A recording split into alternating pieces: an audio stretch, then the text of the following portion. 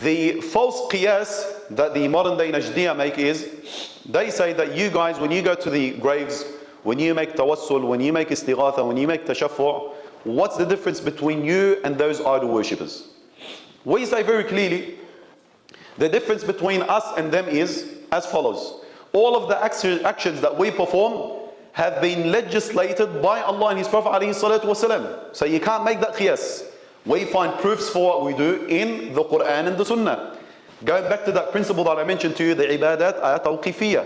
You can't invent an ibadah. You have to see what Allah wants from you to, the means that He has asked of you to worship Him through, and then you abide by that. So all of these actions that you're criticizing us for, we have a proof for it from the Quran and the Sunnah that it's been legislated to us by Allah and His Prophet ﷺ.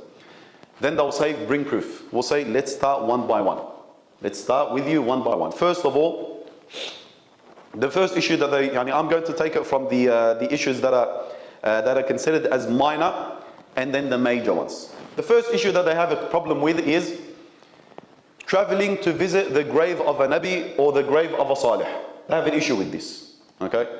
Who invented this bid'ah? It can be traced back before Ibn Abdul Wahhab to Ibn Taymiyyah. Ibn Taymiyyah was criticized heavily by the scholars of his time for this opinion of his. And we believe there's a difference between Ibn Taymiyyah and Muhammad bin Abdul Wahhab. There's a world of a difference. Ibn Taymiyyah was actually a person of knowledge. He was a person of hadith, he was a person of lughah, he was a person of fiqh. But he had a lot of deviances. He had deviances in his aqidah and in his fiqh that caused the scholars to criticize him, and he was locked up many times because of these opinions of his. Muhammad bin Abdul Wahhab, on the other hand, the scholars don't consider him as a scholar to begin with. They say he's a jahil. He's a jahil murakkab. He doesn't understand what he's talking about. So Ibn Taymiyyah had this notion that if you travel with the intention of visiting a grave, then this is a bid'ah. It is not allowed. Your safar, your travel is haram. You are not allowed to take by any of the rukhas, any of the dispensations that are given to a musafir. So for example, I'm talking as a Shafi'i here, I don't know how the Hanafi madhab works, but if you're traveling a long distance, you're allowed to combine between the prayers, you're allowed to shorten your prayers, you're allowed to make masah on the khuf for 3 consecutive days and nights. All of these rukhas are given to you if you're traveling, provided your travel is not for a haram reason. He said, because you're traveling here to visit a grave, this is a haram travel, you're not even given any rukhas. They said to him, even to travel to the grave of Rasulullah, he said, yes. If you travel to the grave of Rasulullah with the intention, the primary intention of visiting him, he considers this as a haram act, as a bid'ah wal-'iyadhu billah. The scholars refuted him. They said, what's your justification for this? He said, لا تشد الرحال إلا إلى ثلاث. That you cannot travel except to visit 3 holy sites. The Masjid al-Haram, the Masjid al-Nabawi, the Masjid al-Aqsa. The scholars, they said, you've got the interpretation of this hadith wrong. Here the Prophet ﷺ is not limiting your travel to these masajid. He's saying that if you are after reward for traveling to visit a masjid, all the masajid of Allah are equal in reward except for these 3. So if I, for example, now we've traveled from Birmingham to Manchester.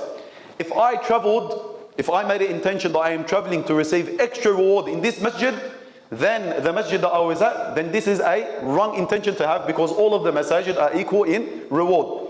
The exception to the rule are these 3 masajid. So if you want to travel with the intention of receiving extra reward, you've got those 3 masajid ahead of you. You can go to Masjid al-Haram, 100,000. Masjid al-Nabawi, 1,000. Masjid al-Quds, may Allah subhanahu wa ta'ala free it from the hands of the occupying Zion.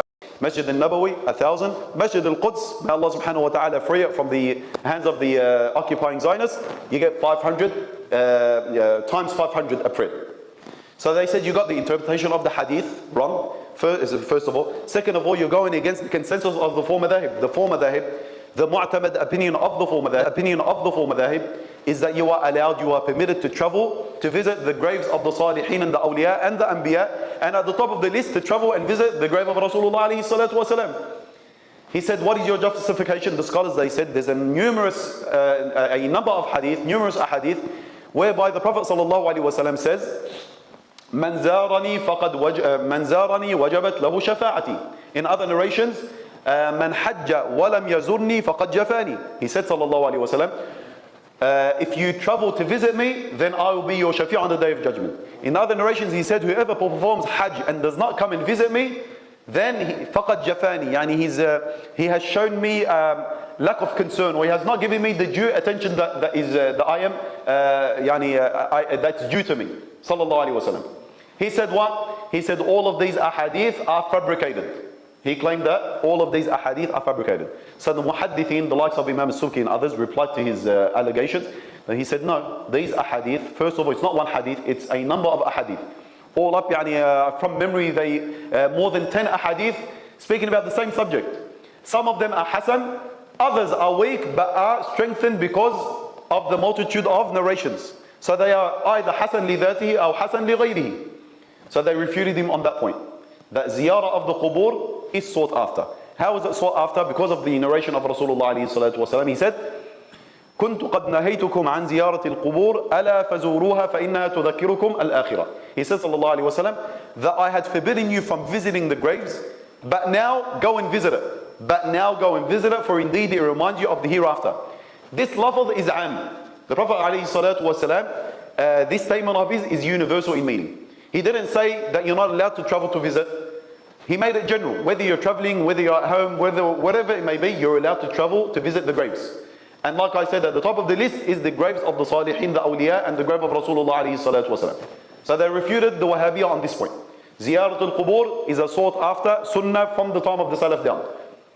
Second point,